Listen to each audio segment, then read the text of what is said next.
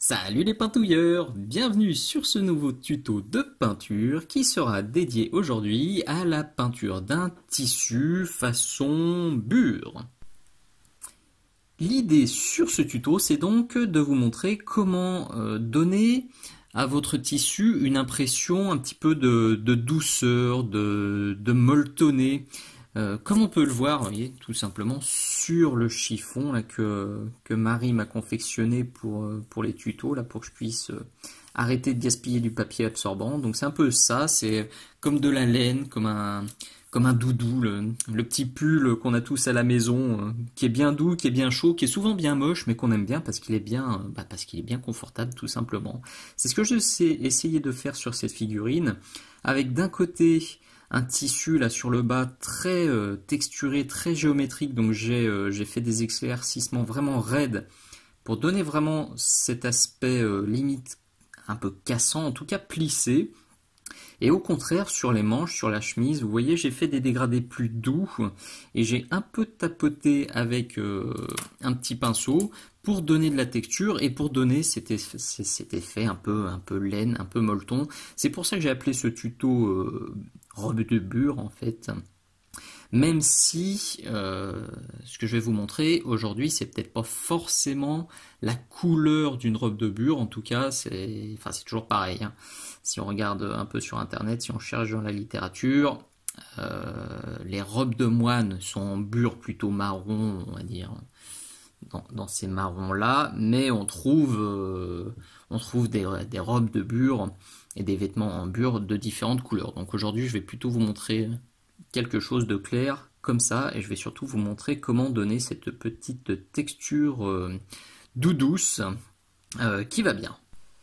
Je profite d'avoir cette figurine sous les yeux pour vous dire que si ce bleu vous plaît, si ce drapé bleu vous plaît, j'ai fait un tuto exclusif Patreon, donc sur ma page Patreon évidemment, sur la peinture des drapés, et j'avais réutilisé cette recette de bleu pour illustrer mes propos. Donc comme d'hab, si vous voulez faire un petit tour sur ma page Patreon pour voir toutes les vidéos exclusives qui sont là-bas, vous retrouverez le lien dans la description de cette vidéo.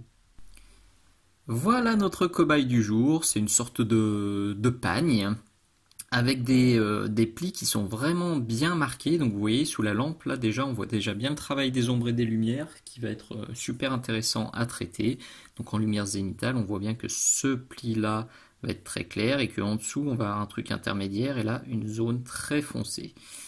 Là on va être bien foncé, là quelque chose de plus clair et là-haut plus clair. Donc on va essayer de reproduire ça à la peinture.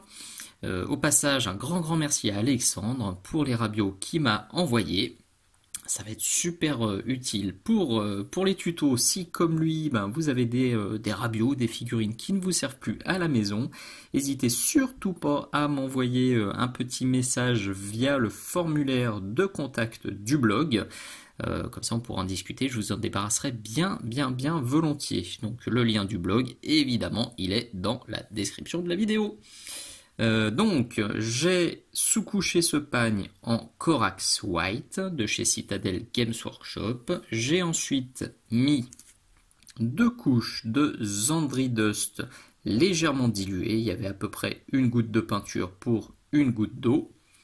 Et maintenant, on va commencer à donner des ombrages avec du soft tone de chez Army Painter. Si vous n'avez pas le soft tone, le Séraphine Sepia de chez Citadel peut aussi parfaitement faire le job. Donc le soft tone est ici. Là, vous le voyez, j'ai pris vraiment un vieux pinceau bien déglingué. Quand je mets les shades, en tout cas sur des tissus comme ça ou sur des armures sans trop de détails, bon, j'y vais, hein, je prends du gros pinceau, je barbouillasse. Je viens quand même l'appliquer plutôt vers le bas, hein, puisqu'on a bien vu sous la lampe que c'était plutôt vers le bas que ça se passait. Hop, tapote, pour que ça s'accumule dans les creux. On rince le pinceau, on le sèche bien, et on va venir absorber là où il y en a trop, et en remettre là où j'en ai pas mis assez. Voilà. Bon, ça s'est naturellement mis là où ça devait, donc c'est cool. Là, on vérifie qu'on n'oublie rien. Ok, pas mal. Ouh, les petits bas. Tac. Et puis on n'a plus qu'à passer un petit coup de sèche-cheveux. Je trouve ça encore un poil timide, donc je vais en rajouter un petit peu. Mais bon, si vous voulez un tissu très clair, arrêtez-vous là. Maintenant, si au contraire vous voulez un tissu foncé, vous pouvez carrément mettre un peu de strong tone dans les zones les plus sombres, donc dans les plis les plus sombres qu'on a vus tout à l'heure. Moi, je vais juste rajouter un petit coup de soft tone. Hop. Donc plutôt vers le bas, vous le voyez. Dans les plis qui sont là, je vais laisser le haut tranquille.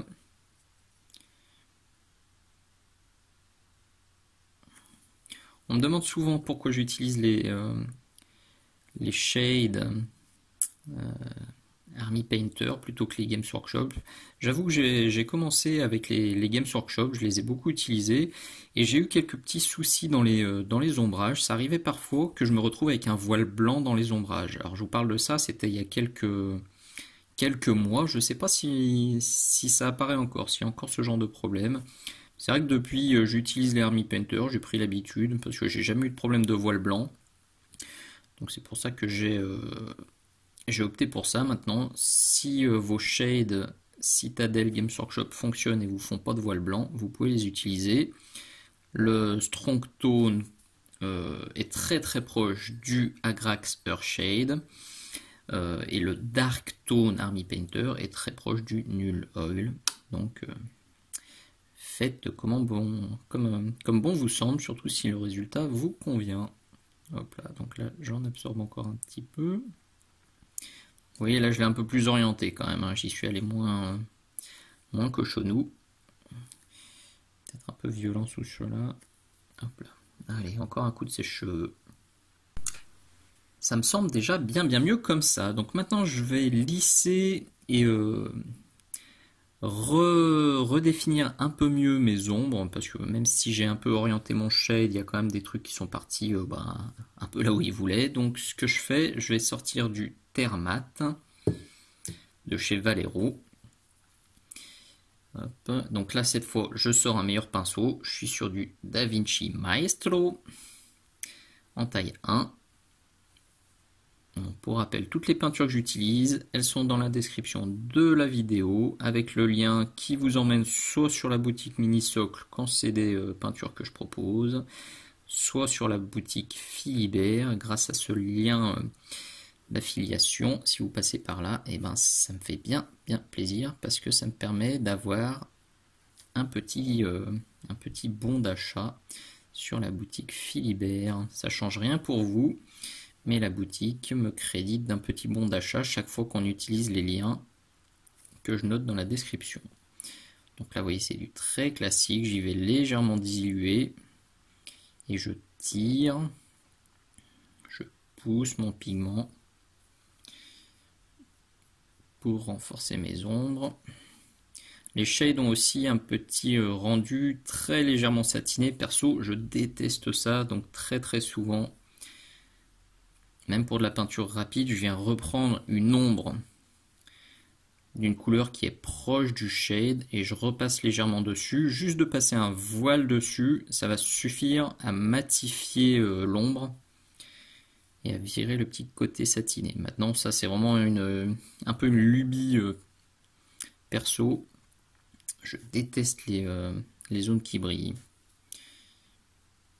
surtout sur un tissu. Donc vous vous souvenez, là sous la lampe, on avait vu que cette zone-là allait être bien foncée. Donc je la reprends. Hop.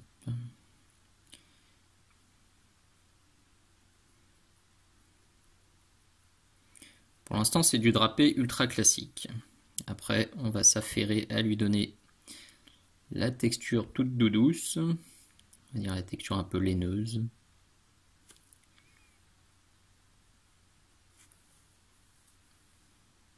On fait ça un petit peu de partout, vous l'avez compris, je repasse vraiment de partout, je redéfinis bien mes ombres.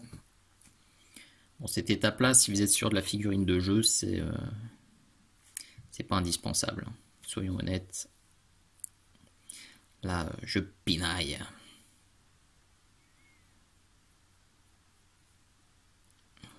Ça me semble plutôt pas mal. On reviendra peut-être sur les ombres à la fin du tuto. Si c'est pas assez.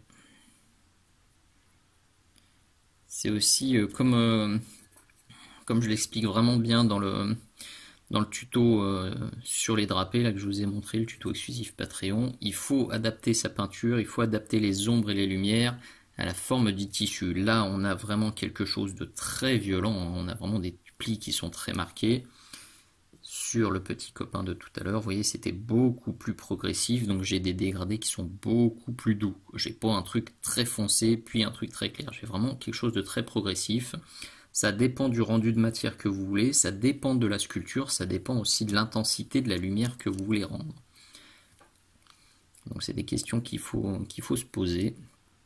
On met sous la lampe, on regarde comment ça réagit, et puis on fouille dans sa garde-robe pour voir comment un t-shirt en coton va réagir, comment j'allais dire un t-shirt en cuir, non, comment un blouson en cuir va réagir, le synthétique, les trucs comme ça. Toutes les matières réagissent différemment et vont réfléchir la matière, la lumière, pardon, de manière différente. Voilà, allez. Hop, ça suffit pour cette étape-là. Je ressors maintenant hop là, il est là, Zandri Dust, et je marme cette fois d'un pinceau de moins bonne qualité. Vous voyez, la pointe, elle est pas jojo par rapport à mon Da Vinci qui a une super jolie pointe. Là, celui-ci, il a déjà vachement plus souffert. Et c'est ce que je veux, parce que c'est ça qui va me permettre de texturer gentiment mon tissu. Donc le Zandri, il est là. Oui, je charge bien. Alors là, j'hésite pas parce que c'est un vieux pinceau de toute façon. Il est déjà bien fatigué, donc je peux y aller. Je fais déjà un test. Donc là, il faut vraiment trouver la bonne dilution. Si c'est trop dilué, vous n'arriverez pas à donner de la texture. Si c'est pas assez dilué, ça va trop marquer, ça va être dégueu. Ok, donc là, je vais vous montrer sur le pli. On refait la focus sur la caméra. Quick. Donc l'idée, ça va être de décharger un peu le pinceau et vous voyez, on tapotouille sur les zones de lumière. Là, je suis limite trop dilué. Vous voyez, je casse la pointe en fait. Je décharge vraiment en cassant la pointe pour qu'elle soit un peu arrondie, comme ça, un peu plate. Je tapote sur les arêtes, je tapote sur les zones qui doivent récupérer la lumière. Là, j'en ai mis trop, je décharge vite. Un petit coup en bouche pour redonner un tout petit peu de texture, un tout petit peu de structure, pardon, à la pointe. Et je retapote. Et là, on voit bien la texture qui commence à apparaître. Là.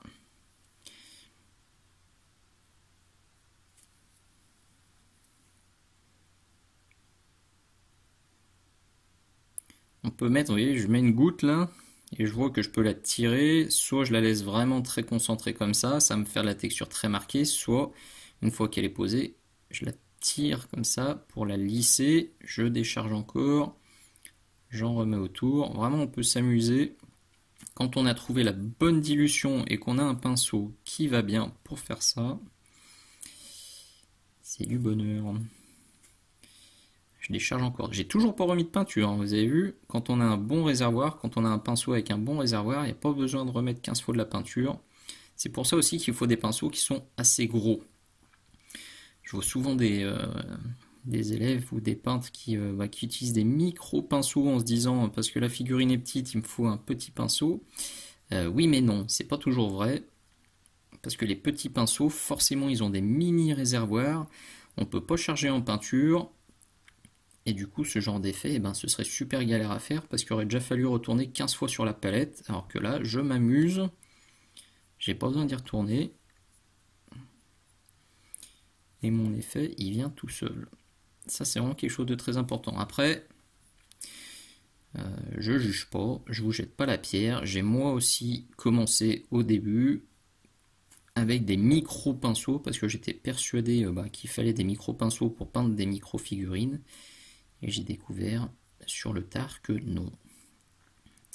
Donc n'hésitez pas, si vous avez vous aussi des mini pinceaux, faites un essai un jour, prenez la taille au-dessus, au moins une taille au-dessus. Si vous êtes avec du triple zéro, tentez un double zéro, voire un zéro. Moi je fais les 3/4 de mes figurines avec du taille 1, voire souvent j'utilise du taille 2, et les détails je les fais en 0, mais je descends jamais en dessous du 0.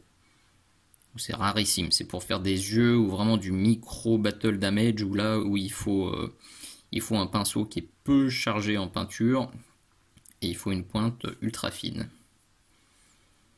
Mais vraiment faites un essai un jour, sortez un pinceau plus gros, forcez-vous à bien le charger en peinture.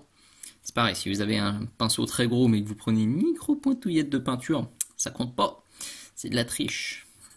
Quand on a un bon pinceau, un bon réservoir, vous voyez, on y va, on remplit son réservoir de peinture, on voit qu'elle est là, on remonte pas jusqu'à la virole, mais on voit qu'elle est là sur les 3/4 du pinceau, et là on a de quoi peindre, sans retourner toutes les 2 secondes sur la palette.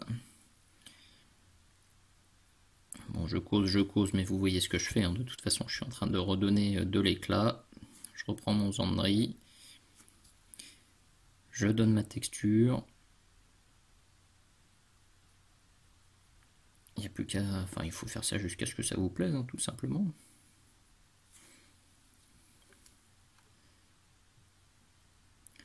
Voilà, ça prend forme. Tac, tac, tac. Je vous épargne la suite.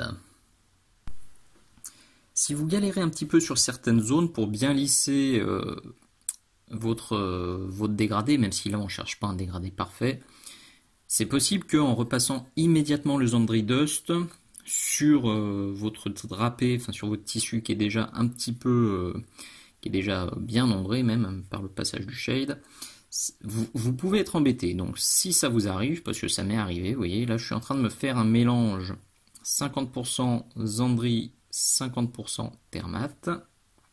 Il est là. Hop, j'ai bien chargé mon pinceau. J'ai bien dilué ma peinture, là pour le coup je veux vraiment flouter. C'est une astuce que je vous présente dans la vidéo qui est sur YouTube, sur comment lisser les transitions. Le floutage en tapotant, ça marche toujours, surtout sur ce genre de tissu texturé. Donc là, je décharge bien mon pinceau, je pète la pointe. Vous voyez, cette zone-là qui était compliquée à gérer, ben, je viens tapoter. Celle-ci aussi qui me gonflait un peu, je tapote. Là, je tapote. Voilà, et ça va se faire tout seul. Faut vraiment pas hésiter à le faire. Alors, si vous voulez faire une cape de princesse ou une robe de princesse super lisse, c'est pas conseillé.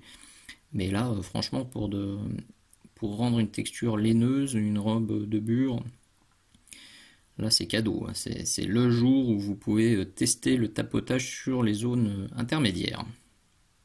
Faut même pas hésiter en le prenant bien dilué, à le mettre en bas là, même si c'est censé être un peu ombré, pour pas avoir non plus une différence trop nette entre les zones claires et les zones sombres. Ça reste un tissu moelleux, donc faut pas non plus que ce soit trop marqué, trop violent. On va maintenant apporter un peu de lumière et un peu plus de texture avec de l'Ushaptibone. Même principe, donc vous le voyez, il est là. Je vais le diluer légèrement. C'est peut-être un poil trop. Je vais voir. Donc je décharge. Hop là. Je remets les petits tissus. Je vais bien décharger. Ouais, là je pense qu'elle est trop diluée. Je peux me tromper. Non, trop diluée. Je le vois tout de suite quand je pose les gouttes. Elles ne veulent pas rester en place. Donc là, je vais pas attendre 3 heures. Je remets tout de suite un peu de peinture. Et je vais bien vider. Vous voyez, j'y vais. Je vide. Surtout pour les premiers essais, pour les premiers tapotages. Quand après, je saurai comment ça réagit et si ça marche, je diluerai moins. Mais les premiers, c'est important d'y aller tout doucement. Vous voyez, même là, j'appuie un tout petit peu sur le réservoir pour vider même le réservoir, pour qu'il n'y ait pas trop de peinture. Donc, comme tout à l'heure, on tapote.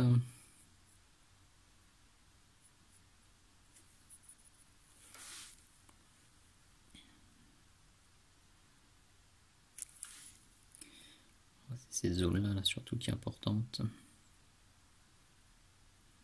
Donc on met les petites gouttes et on les dirige si besoin et on reste dans le cadre, c'est mieux.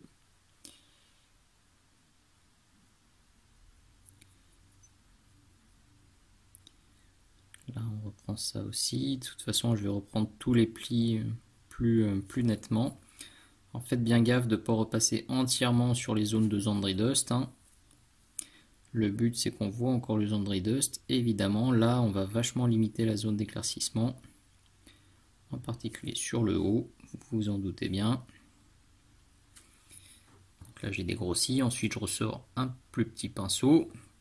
Donc je reprends le Da Vinci pour bien reprendre les arêtes, être un peu plus précis.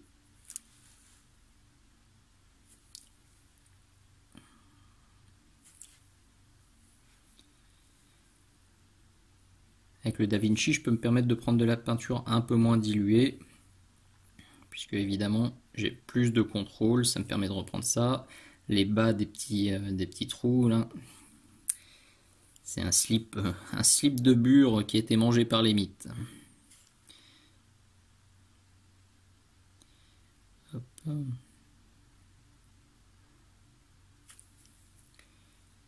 Les petites arêtes, les trucs comme ça. Et puis même avec lui, hein, si jamais on fait doucement, on peut aussi donner un peu de texture.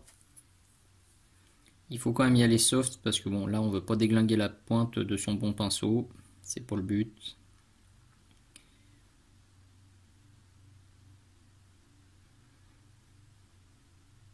On me demande souvent aussi comment je nettoie mes pinceaux. J'ai vraiment pas de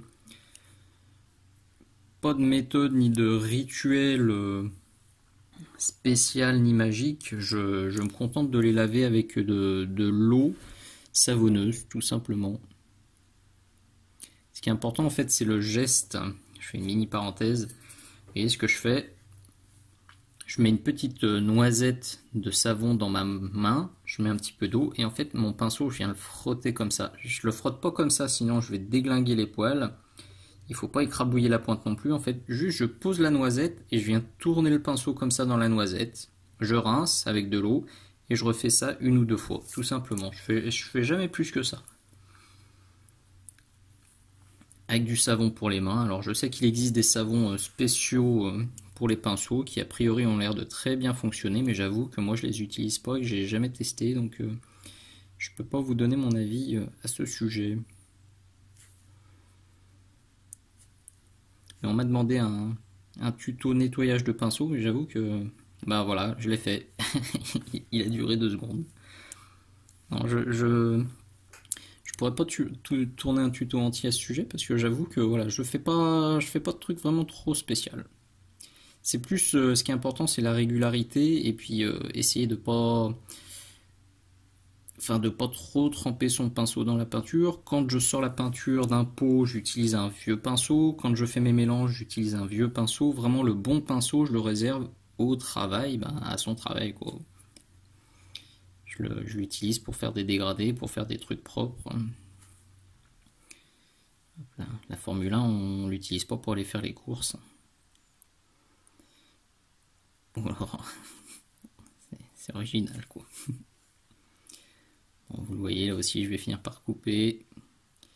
Vous comprenez, je tapote, je texture, je donne un petit peu de vie à mon tissu.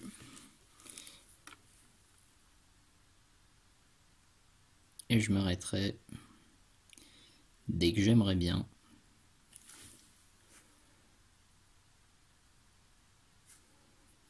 Voilà, ça commence à être pas mal. Ça commence à être bien, surtout bien contrasté, quoi. On commence à bien voir la différence entre le haut et le bas. Ça nécessitera encore au moins encore un petit éclaircissement.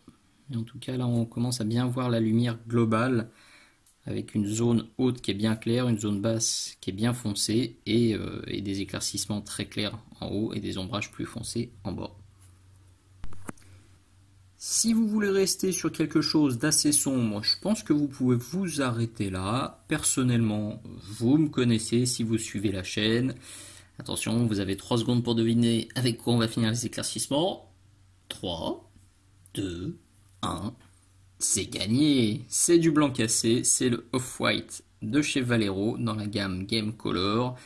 Si vous avez pour celui-ci de l'ivoire de chez Valero, marche aussi très bien. Les deux sont vraiment très proches. L'ivoire, en tout cas de ce que j'ai vu, il est un tout petit peu, mais c'est vraiment un tout petit peu plus jaune, mais très très très léger. D'ailleurs j'ai fait rentrer de l'ivoire aussi sur la boutique. Comme ça maintenant j'ai les deux si vous avez des préférences. Il est là, je dilue léger. Alors je vais pas y aller avec le pinceau de bourrin pour l'instant. Je vais attaquer gentiment avec le Da Vinci. Pour déjà prendre un peu mes marques. Parce que là il faut pas en faire trop. On veut pas un slip blanc. On part pas sur un slip kangourou. Attention. Là, je vais quand même surtout reprendre les arêtes. Alors, même principe, hein. Les arêtes, j'y vais pas d'un trait. Je veux conserver un peu de texture. Je tapote très légèrement avec le plat du pinceau.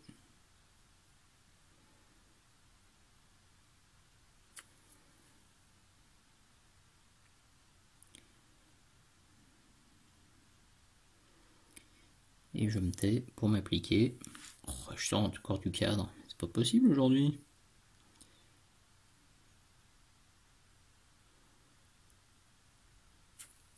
Là. Voilà, je vais le diluer un tout petit peu. Et là, j'en prends un tout petit peu. Pour redescendre un tout petit peu là en tapotouillant. Je l'ai mis, hop.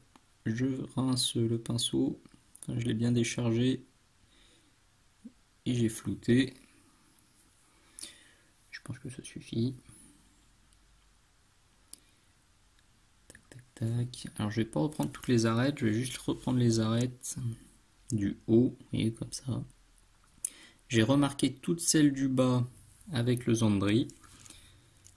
Ça aide vraiment à booster la lisibilité de la pièce. Vous voyez, on voit bien ici. Même si c'est pas forcément très juste d'avoir ici cette zone très sombre et juste à côté une arête très claire, je le fais toujours.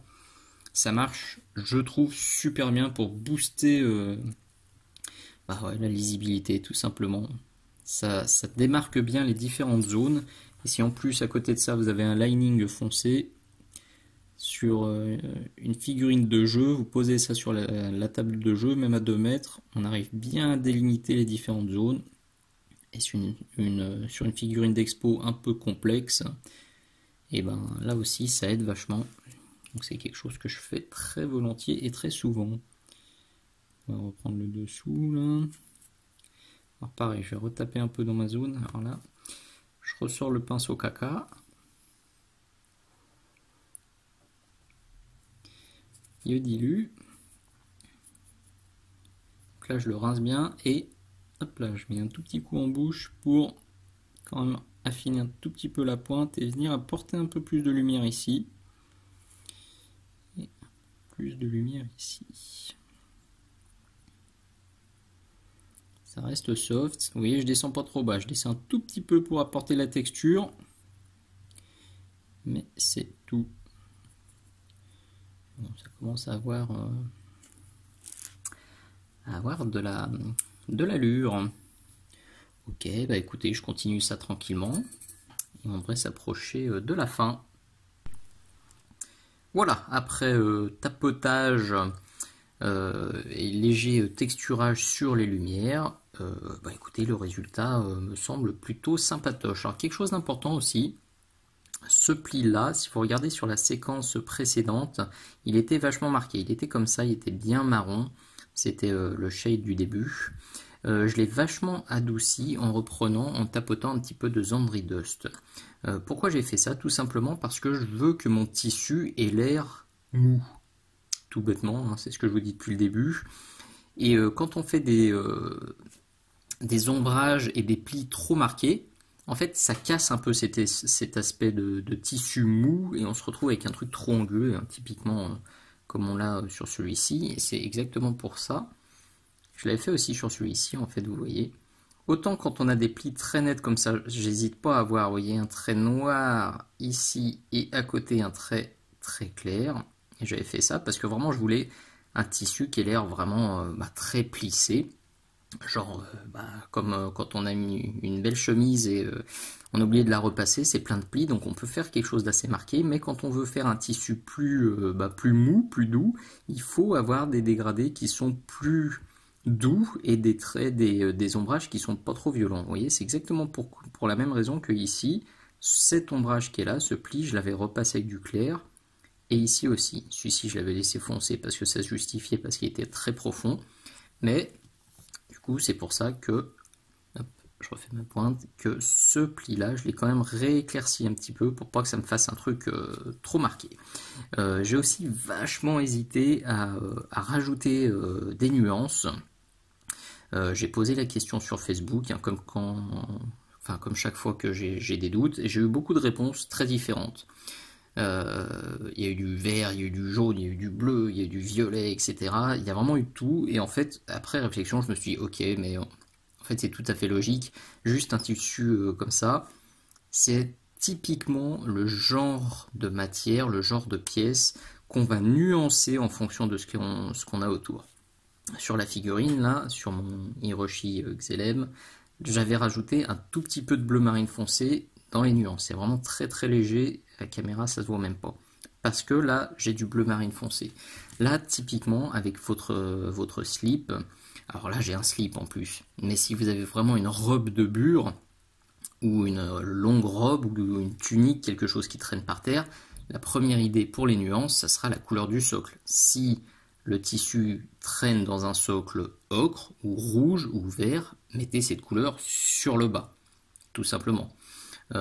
Maintenant, si vous avez un orque, vous pouvez rajouter quelques petites nuances de vert. Si à côté de cette pièce en tissu, vous avez un tissu, je sais pas, bleu, rajoutez un petit peu de bleu. Un tissu rouge, rajoutez un petit peu de rouge.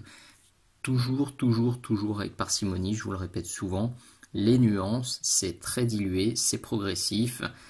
On assaisonne, on rajoute les épices, le petit assaisonnement final, mais il ne faut pas que ça recouvre totalement votre boulot, ça ne doit pas tout ruiner, c'est très très très important.